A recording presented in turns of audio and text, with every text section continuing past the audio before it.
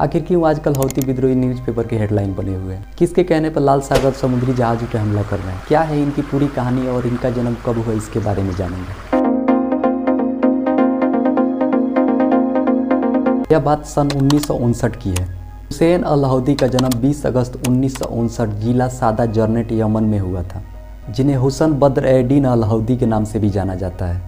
यह आगे चल के सन 1993 से 1997 के बीच अल-हक पार्टी के सैन्य नेता थे। अल-हक पार्टी यानी शिया इस्लाम की पार्टी थी। हुसैन अल-हौदी ने तत्कालीन राष्ट्रपति अली अब्दुल्ला सालेह पर भ्रष्टाचार के इल्ज़ाम लगाया और साथ ही सऊदी अरब और अमेरिका की समर्थक वाली पार्टी का नेता बताया। अली अब्दुल्ला सालेह यमन के राष्ट्रपति थे।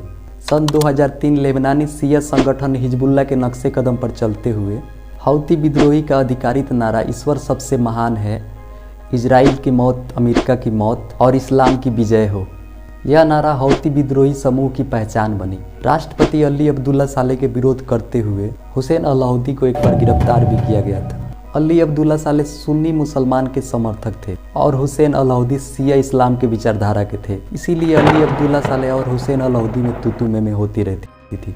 सन 2004 में यमन की सेना ने हुसैन अल-हौदी को उनकी निजी गार्डों के साथ मौत के घाट उतार दिए।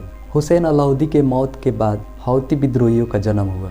हमास और इजराइल के बीच चल रही लड़ाई अब लाल सागर तक फैलती हुई दिखाई दे रही है। यमन के ईरान समर्थित हौती विद्रोही लाल सागर में इजराइल और अमेरिकी जहाज़ों पर निशाना बना रहे हैं। गाजा इजराइल में चल रहे युद्ध के बीच दुनिया की लाइफ लाइन कही जाने वाली समुद्र मार्ग लाल सागर में इन दिनों मिसाइलों की बरसात हो रही है। समुद्र के अंदर ड्रोन हमलों ने अमेरिकी नौसेना की टेंशन बढ़ा दी है। लाल सागर दुनिया की सबसे व्यस्त समुद्री मार्गों में से एक है। चलिए थोड़ा लाल सागर के बारे में जान लेते हैं। भारत के पश्चिम अरब सागर को पार करते हुए अदन की खाड़ी होते हुए हम लोग लाल सागर में पहुंचेंगे। यही है वो लाल सागर जो भूमध्य सागर से जोड़ता है समुद्री मार्गों को। इस इलाके से गुजर रही समुद्री जहाज़ों पर ईरान समर्थित हौती विद्रोही इन पर हमले कर रहे हैं। हौती विद्रोहियों का दावा है कि वो सिर्फ इजराइल से जुड़ी जहाज़ों पर निशाना बना रहे हैं, पर वो ऐसा नहीं है। वो किसी भी जहाज़ पे हमला कर दे रहे हैं। हौती विद्रोहियों की इस हरकत से पूरा लाल सागर में अफरा तफरी का माहौल है। ये हौती विद्रोही मशीन गन से लेस होकर स्पीड बोट से डाकुओं की तरह समुद्री जहाज़ों को अगवा करने की कोशिश कर रहे हैं। हौती विद्रोहियों ने तो कई जहाज़ को अपने कब्जे में भी ले रखा है। हौती विद्रोहियों का यमन पे नियंत्रण भी है और वह पश्चिमी तट को कंट्रोल करते हैं जो लाल सागर के तट पे बसा है।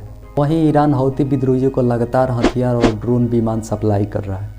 गाजा में ताज़ा हमले होते हुए हौती विद्रोहियों ने धमकी दी है कि इजराइल के झंडे वाले जहाज़ों को लाल सागर में निशाना बनाया जाएगा। ईरान के कहने पर हौती विद्रोही हमास का खुलकर समर्थन कर रहे हैं। उनके समर्थन में कई बार मिसाइल ड्रोन हमले कर चुके हैं। विशेषज्ञों का कहना है कि हौती विद्रोही ये उम्मीद कर रहे हैं हमास के समर्थन करके कि यमन के अंदर कम होती अपनी लोकप्रियता को फिर से बढ़ा सकेंगे। यमन में कई साल से गृह युद्ध चल रहा है। सऊदी अरब के समर्थित पार्टी वाली सेना से हौती विद्रोहियों की लड़ाई चल रही है।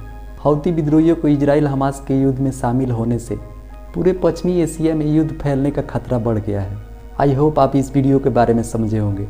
मिलते हैं नेक्स्ट वीडियो में, तब तक के लिए जय हिंद।